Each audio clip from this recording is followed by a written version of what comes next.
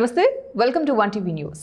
కాశీబుగ్గలో జరిగిన తొక్కిసలాట ఘటనపై ఏపీ ముఖ్యమంత్రి చంద్రబాబు నాయుడు తీవ్ర దిగ్భ్రాంతి వ్యక్తం చేశారు. శ్రీకాకుళం జిల్లా కాశీబుగ్గ వెంకటేశ్వర స్వామి ఆలయంలో తొక్కిసలాట కారణంగా ప్రాణాలు కోల్పోయిన భక్తుల ఘటన తనను కలిచివేసిందని సీఎం తెలిపారు. కాశీబుగ్గలో జరిగిన ఈ దురదృష్టకర ఘటన ఎంతో బాధాకరం. భక్తులు ప్రాణాలు కోల్పోవడం రాష్ట్ర ప్రజలందరికీ తీవ్ర విషాదం కలిగించిందని సీఎం అన్నారు. మృతుల కుటుంబాలకు ప్రగాఢ సానుభూతిని తెలుపుతూ గాయపడిన వారిని తక్షణమే మెరుగైన వైద్య సేవలు అందించాలని అధికారులను ఆదేశించినట్లు వెల్లడించారు. సీఎం చంద్రబాబు ఘటనా స్థలానికి వెళ్లి పరిస్థితిని ప్రత్యక్షంగా పర్యవేక్షించవలసిందిగా స్థానిక అధికారులు, ప్రజాప్రతినిధులు ఆదేశించారు. ప్రజల భద్రత ప్రభుత్వానికి అత్యంత ప్రాధాన్యం. భక్తులు ఇకపై ఎలాంటి ప్రమాదాలు ఎదుర్కోకుండా కఠిన చర్యలు తీసుకుంటామని సీఎం స్పష్టం చేశారు. కాశీబుగ్గ విషాదంపై రాష్ట్రమంతా దుఃఖంతో మునిగింది. ప్రజల భద్రతకు మరింత జాగ్రత్తలు తీసుకోవాలని సీఎం చంద్రబాబు స్పష్టం చేశారు. కాశీబుగ్గ టౌన్లో ఒక ప్రైవేటు వ్యక్తి వెంకటేశ్వర దేవాలయాన్ని కట్టాడు. అక్కడి నుంచి కార్తీక మాసం ఈరోజు చాలామంది అక్కడ దర్శనానికి వెళ్ళిపోయారు. కనీసం ఆయన చేసినప్పుడు పోలీసుకు కూడా చెప్పలేదు. చెప్పుంటే పోలీస్ ప్రొటెక్షన్ పెట్టి ఎక్కడికక్కడ కంట్రోల్ చేసేవారం. అది చేయని దానివల్ల 9 మంది తొక్కిడికి గురయ్యి చనిపోయే పరిస్థితికి వచ్చారు. 5 మందికి ఇంజరీస్ కూడా అయినాయి. ఇది చాలా బాధాకరం. నేను ప్రతి ఒక్క ప్రాణాన్ని కాపాడుకోవాలని అనేక ప్రయత్నాలు చేస్తూ ఉంటే కొంతమంది ప్రైవేటు వ్యక్తులు ఇలాంటి కార్యక్రమాలు చేయడం చాలా బాధాకరం. దీన్ని నేను చాలా తీవ్రంగా ఖండిస్తున్నా. రాష్ట్రంలో అందరికి కూడా విజ్ఞప్తి చేస్తున్నా, మన ప్రాణం చాలా ముఖ్యం. ప్రాణాలు కాపాడుకోవాలంటే మనం కూడా ఒక బాధ్యతగా ఉంటే తప్ప ఓసారి వెళ్ళిపోవడం, ఎక్కువ మనుషులందరూ సమీకరణ కావడం, అక్కడ స్టాంపేడ్ జరగడం, ఇలాంటి దుర్ఘటనలు జరిగేదానికి దోహదం చేసే పరిస్థితి వస్తూ ఉంది. ఏదేమైనా మనం గుర్తుపెట్టుకోవాల్సింది, అమాయకులు చనిపోయారు. నేను చాలా బాధపడుతున్నా. అందుకని ఈ దుర్ఘటన పట్ల చాలా సీరియస్గా తీసుకుంటూ ఎవరైతే దానికి కారకులో వాళ్ళందరినీ కూడా ఇమ్మీడియట్గా కస్టడీలో తీసుకుని పూర్తి విచారణ చేసి తర్వాత ఏం చేయాలో తదుపరి చర్యలు చేపడతాం. ఇలాంటి సంఘటనలు ఈ రాష్ట్రంలో జరగడానికి వీలు లేదు. అందుకే ఒక పక్క దాన్ని చేస్తూనే అమాయకులు చనిపోయారు. 9 మంది ప్రాణాలు కోల్పోయారు. ఆ 9 మంది ప్రాణాలు కోల్పోయిందని నేను చాలా బాధపడుతున్నా. ఏ ఒక్క వ్యక్తి చనిపోకూడదనేది నా భావన. ప్రాణం విలువైనది. అలాంటి ప్రాణాలు పోగొట్టుకున్నప్పుడు మనం కూడా బాధ్యతనే ఇది చేయాల్సిన అవసరం ఉంటుంది. అలాంటి కుటుంబాలకు నా ప్రగాఢ సానుభూతి తెలియజేసుకుంటూ చనిపోయిన వాళ్ళందరికీ మన నివాళులు అర్పిస్తూ వాళ్ళ ఆత్మకు శాంతి కలగాలని, అది కూడా దేవుని సన్నిధిలో చనిపోయారు, దేవుని కోసరం పోయారు. కానీ ఈరోజు వాళ్ళంతా కూడా ప్రాణాలు వదిలిపెట్టే పరిస్థితి వచ్చారు. చాలా బాధేస్తుంది. ఏదేమైనా మనం అందరం నిమిత్త మాత్రం. ఓసారి సంఘటనలు జరుగుతాయి.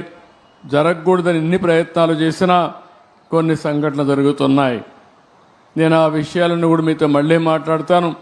కాశీబుగ్గలో జరిగిన సంఘటన పట్ల దిగ్భ్రాంతిని వ్యక్తం చేస్తూ చనిపోయిన వారి పట్ల నా ప్రగాఢ సానుభూతి తెలియజేసుకుంటూ వారికి ఆత్మశాంతి కలగాలని భగవంతుని మనస్ఫూర్తిగా ప్రార్థిస్తూ ఈ కుండ అందరూ కూడా లేచి 2 నిమిషాలు మౌనం పాటించాల్సిందిగా మిమ్మల్ని అందరినీ కోరుతున్నా.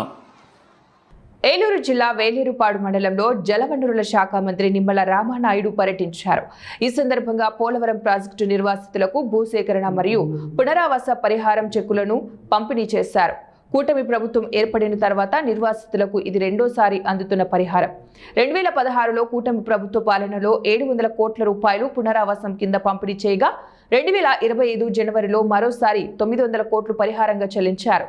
ఇప్పుడు 3వ దఫాగా 1000 కోట్ల పరిహారం పంపిణీ చేస్తూ ప్రభుత్వం పునరావాసంపై తమ కట్టుబాటును మరోసారి స్పష్టం చేసింది. మంత్రి నిమ్మల రామనాయుడు మాట్లాడుతూ పోలవరం ప్రాజెక్టుకు నిర్మాణంతో పాటే నిర్వాసితుల పునరావాసానికి సమప్రాధాన్యత ఇస్తూ కూటమి ప్రభుత్వం బాధ్యతాయుతంగా ముందుకు సాగుతోందని పేర్కొన్నారు. ప్రాజెక్టు పనులు వేగంగా సాగుతున్నాయని, నిర్వాసితులకు అన్ని సౌకర్యాలు కల్పించడంతో ప్రభుత్వం ఎటువంటి రాజీ పడదని మంత్రి అన్నారు.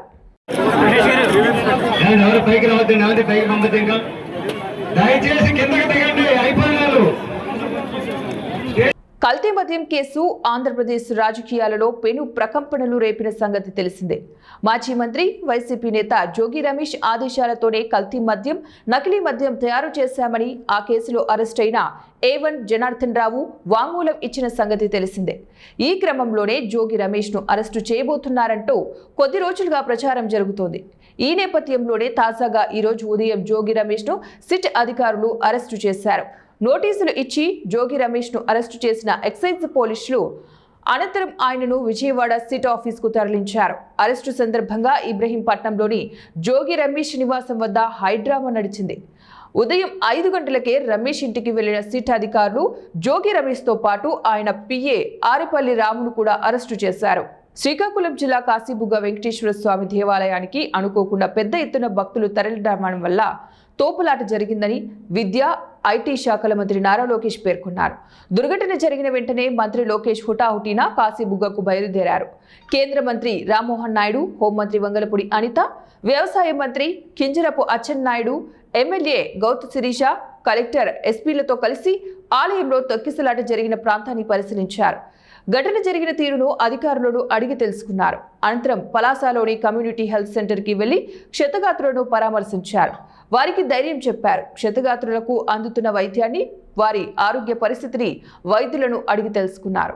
శ్రీకాకుళం కాశీబుగ్గ వెంకటేశ్వర స్వామి ఆలయాన్ని గత 4-5 ఏళ్లు నిర్మిస్తూ వచ్చి 4 నెలల క్రితమే ప్రతిష్ఠ చేశారు.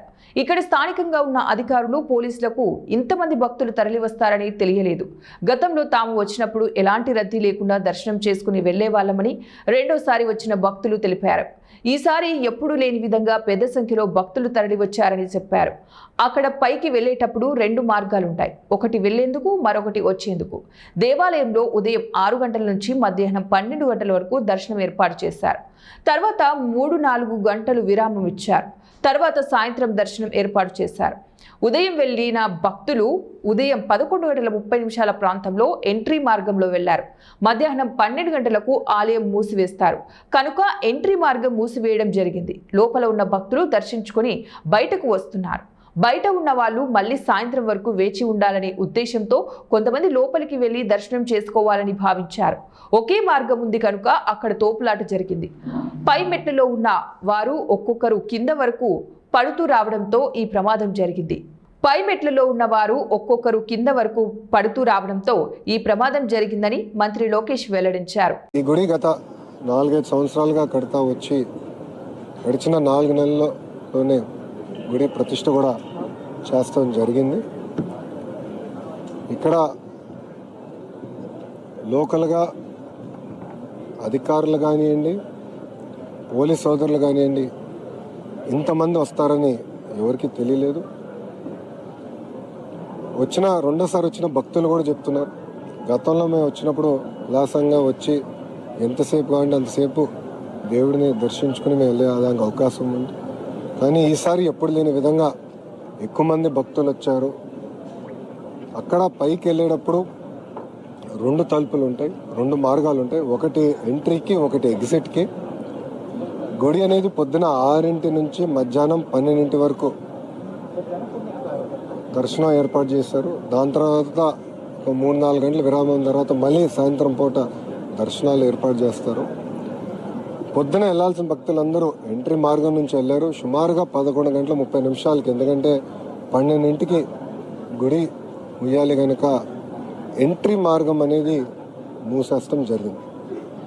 సో లోపలున్న భక్తులందరూ దర్శించుకొని బయటికి వస్తున్నారు. బయట ఉన్నవారు మళ్ళీ సాయంత్రం వరకు ఉండాలని కొంతమంది లోపలికి వెళ్ళాలనుకున్నప్పుడు ఒకే మార్గం ఉండేగల అక్కడ తోపులాట జరిగింది. దాంట్లో ముందల పైన ఉన్నవారు అంటే మెట్ల పై మెట్లో ఉన్నవారు ఒక్కొక్కరు పడతా వచ్చి కింద వరకు అందరు పడ్డారు. ఇంకో పక్కన మీడియా మిత్రులందరూ కూడా చూస్తుంటారు, బ్యారికేడింగ్ వేశారు. కానీ ఆ బ్యారికేడింగ్ ఏంటంటే ఫౌండేషన్ 2.5 ఇంచెసే చేశారు. జనరల్గా ఎక్కువ మంది భక్తులు వచ్చిన ప్రాంతంలో మినిమం 6 ఇంచులు లోపలికి వేస్తారు. అది అక్కడ చేయలేకపోయారు. అంతేకాకుండా ఒక సైడ్ మేము అందరం చూసాం, ఒక సైడ్లో అయితే అక్కడ బ్యారికేడింగ్ తర్వాత డైరెక్ట్గా సిమెంటే ఉంది, ఒక బియ్యం కూడా ఉంది, డైరెక్ట్గా సిమెంటే ఉంది. సో అటు పక్క పడిన వాళ్ళు చాలా ఇబ్బంది పడ్డారు, కొంతమంది చనిపోతాం కూడా జరిగింది. ఇది మాకు పొద్దున మాకు ఒక అలర్ట్ గ్రూప్ ఉంది మంత్రులకి, మాకు అది దాంట్లో వచ్చిన వెంటనే నేను ఇమ్మీడియట్గా శాసనసభ్యురాలు శ్రీశక్కకి నేను ఫోన్ చేశాను. కర్నూలు జిల్లా ఎమిగనూరులోని ఉప్పర్ కళ్యాణ మండపంలో గోబల్ స్కూల్ విద్యార్థుల ఆధ్వర్యంలో నిర్వహించిన గురువుకు వందనం కార్యక్రమం ఎంతో అలరించింది. ఈ కార్యక్రమంలో భాగంగా ఆయా పాఠశాలల ఉపాధ్యాయులు చేసిన నాటక నృత్య ప్రదర్శనలు అందరినీ అలరించాయి. ముఖ్యంగా మంత్రాలయం వైష్ణవి పాఠశాల ఉపాధ్యాయులు ధనలక్ష్మి ఆధ్వర్యంలో వేసిన భరతనాట్య ప్రదర్శన వీక్షకులను కట్టిపడేసింది. గురువును భక్తితో గౌరవించడం ప్రతి ఒక్కరి బాధ్యత అని చాటి చెప్పేలాగా నృత్య ప్రదర్శన ఉందని పలువురు అభినందించారు. భరతనాట్యంలోనూ సామాజిక కోణాన్ని చూపుతూ ప్రతి ఒక్కరిని మేలుకొలిపేలాగా నాట్యం ప్రదర్శన చేయడం అభినందనీయమని తోటి ఉపాధ్యాయులు కొనియాడారు. అనంతరం స్కూల్ యాజమాన్యం ఆయా పాఠశాలల ఉపాధ్యాయులకు జ్ఞాపికలు అందజేసి సత్కరించారు. భద్రాద్రి కొత్తగూడెం అప్పారావుపేట పామాయిల్ ఫ్యాక్టరీలో OER 20% రావడంతో ఆయిల్పేట chairman Janga Raghavareddy oil palm రైతులతో కలిసి ఆయిల్ ఫెడ్ అధికారులను ఫ్యాక్టరీ సిబ్బందిని అభినందించి సన్మానించారు. 19,400 ఉన్నటువంటి పామాయిల్ ధర రికవరీ శాతం పెరగడంతో మరో 600 వరకు ధర పెరుగుతుందని రైతులు ఆనందం వ్యక్తం చేస్తున్నారు. సన్మాన కార్యక్రమంలో పాల్గొన్న ఆయిల్ ఫెడ్ చైర్మన్ మాట్లాడుతూ గత ప్రభుత్వ హయాంలో ఆయిల్ ఫెడ్ నర్సరీలలో నాసి రకం మొక్కలు వచ్చిన మాట వాస్తవమేనని, మళ్లీ అలాంటి ఘటనలు పునరావృతం కాకుండా అన్ని చర్యలు తీసుకుంటున్నామన్నారు. 10 లక్షల పామాయిల్ మొక్కలను తయారు చేయడానికి అత్యాధునిక శాస్త్రీయ పద్ధతులను అవలంబించి మొక్కలు తయారు చేస్తున్నామన్నారు. సిద్దిపేట ఫ్యాక్టరీ అందుబాటులోకి వచ్చిందని, పామాయిల్ క్రషింగ్ జరుగుతుందన్నారు. అశ్వరావుపేటలో మరో పామాయిల్ ఫ్యాక్టరీ నిర్మాణానికి ఏర్పాట్లు చేస్తున్నామన్నారు. తెలంగాణ పామాయిల్ హబ్ గా మారటానికి మంత్రి తుమ్మల కృషి ఎనలేదని గుర్తు చేశారు. 14 నెలల కాలంలో నాకు ఒక 15-20 అప్లికేషన్లు కూడా ఇవ్వడం జరిగింది. లేటెస్ట్గా వారు మీరు క్రషింగ్ చేస్తే సరిపోతుంది, మొక్కలు సరిపోతే సరిపోతుందా, ఇక రైతులకు రకరకాల సమస్యలు ఉన్నాయి, సమస్యల పరిష్కారం దేవులాడాలి, రకరకాల కంపెనీలు వాళ్ళు ఫర్టిలైజర్ పంపిస్తున్నారు, ఏ ఫర్టిలైజర్ వాడాలి, కొత్తగా లేటెస్ట్ టెక్నాలజీ అని ఎప్పుడు మంత్రివర్యులు చెప్తా ఉన్నారు, మీరు ఏ టెక్నాలజీ యూజ్ చేస్తా ఉన్నారు అని చెప్పి గౌరవ రైతు నాయకుడు కూడా కొన్ని లెటర్లు రాయడం జరిగింది. లేటెస్ట్గా ఒక లెటర్ ఇచ్చాడు. ఫర్టిలైజర్ ప్రైవేట్ కంపెనీ వాళ్ళు రైతులకు సప్లై చేస్తా ఉన్నారు, ఆ డీలర్షిప్ మనకు ఎవరు, మీరే ఎందుకు తీసుకోకూడదు, మీ కంపెనీ మీ ఆయిల్ ఫెడ్ ఎందుకు తీసుకోకూడదు, మీ ఆయిల్ ఫెడ్ కూడా లబ్ధి పొందుతారు కదా, మీ ఆయిల్ ఫెడ్కు లాభం వస్తుంది కదా, ఇప్పుడు డీలర్షిప్ మనం తీసుకోవడం వలన రైతుకు ఎక్కువ కమిషన్లు పోతా ఉన్నాయి, ప్రైవేట్ కంపెనీ వాళ్ళు డీలర్స్ ఎక్కువ కమిషన్ తీసుకుంటున్నారు, మీరు కనుక తీసుకుంటే మీకు లాభము. రంగారెడ్డి జిల్లా షాద్నగర్ సాంఘిక సంక్షేమ గురుకుల పాఠశాల విద్యార్థులు రోడ్డెక్కారు. కులం పేరుతో దూషిస్తూ విద్యార్థులను వేధిస్తున్న ప్రిన్సిపాల్ను వెంటనే సస్పెండ్ చేయాలంటూ గురుకుల విద్యార్థినులు వందలాదిగా గురుకులం నుంచి పాదయాత్రగా వచ్చి షాద్నగర్ జాతీయ రహదారిపై బైఠాయించి నిరసనకు దిగారు. ప్రిన్సిపాల్ అక్రమాలను ముందుగా ఆపాలని, ఆ తర్వాత విద్యను అందించాలని ప్రిన్సిపాల్కు వ్యతిరేకంగా విద్యార్థులు ప్లకార్డులను ప్రదర్శించారు. ప్రిన్సిపాల్ శైలజా పవన్ వేధిస్తుందని, ప్రభుత్వం నుంచి తమకు వచ్చే ఫండ్స్ను కేటాయించడం లేదని, ఈ విషయంపై ప్రశ్నిస్తే విద్యార్థులను వేధిస్తున్నారని, ఇంటర్నల్ పరీక్షలు కూడా రాయనివ్వట్లేదని ఆరోపించారు. అంతేకాకుండా తమ వద్ద 3,000 రూపాయలు ఫీజును వసూలు చేశారని, కులం పేరుతో దూషిస్తూ తమను మానసికంగా హింసిస్తోందని వారు మీడియాకు తెలిపారు. ప్రిన్సిపాల్ను సస్పెండ్ చేసే వరకు ఇక్కడి నుంచి కదిలేదే లేదని దాదాపు 3 గంటల వరకు భీష్మించుకుని కూర్చున్నారు. జాతీయ రహదారిపై ట్రాఫిక్ స్తంభించడంతో పోలీసులు వారిని అరెస్టు చేసి పోలీస్ స్టేషన్కు తరలించారు.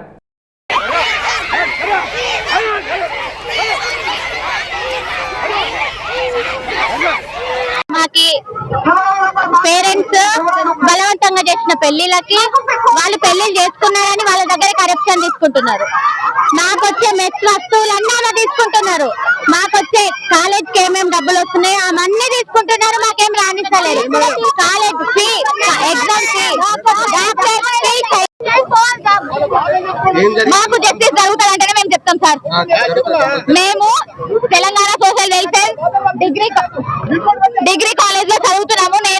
నా పేరు మమత, నేను డిగ్రీ ఫైనల్ ఇయర్ లో చదువుతున్నాను సార్. మాకు మా ప్రిన్సిపల్ మేడం వద్దు. ఎందుకంటే మాకు పైసలు లేక మేము చాలా పూర్ బ్యాక్గ్రౌండ్ నుంచి వచ్చి చదివే వాళ్ళము. మేము గవర్నమెంట్ స్కూల్ లో జాయిన్ అయినాము. మా ప్రిన్సిపల్ మేడం మేము జాయిన్ అయిన ఆ ఆరాధన మీద పిల్లల్ని కొట్టే కానిస్టేబుల్ ఎడికి రావాలి. ఇప్పుడు సస్పెండ్ చేయాలన్నా ఏం చేయాలన్నా మేము తర్వాత మేము ఆలోచన చేస్తే కాకపోతే రమ్మని ఇడికి ఆ కానిస్టేబుల్ రమ్మని 6 కూడా ఆమెకేం రాత వాళ్ళ బాధలు చెప్పుకుంటారు, వాళ్ళ బాధలు వచ్చేస్తారు. వాళ్ళ ఫుడ్ కరెక్ట్ లేదు, తిండి కరెక్ట్ లేదు, ఉన్నది కమల లేదు. బాధితులు ఈ పాపలు వాళ్ళకి ఎంత డబ్ల్యూఆర్డీసీ నాగర్ కర్నూలు. మేము మా ప్రిన్సిపల్ డాక్టర్ పి శైలజ మా కోసం ఏం చేయలేదు సార్. మా కాలేజ్ నుంచి మా కాలేజ్ కి వచ్చే డబ్బులు, మాకొచ్చే వస్తువులు, మాకొచ్చే ప్రతి ఫండ్, మాకొచ్చే ప్రతి డబ్బులు, ప్రతి కంప్లైంట్ ఇస్తే ఒక్క చనిపోయింది మా సీనియర్.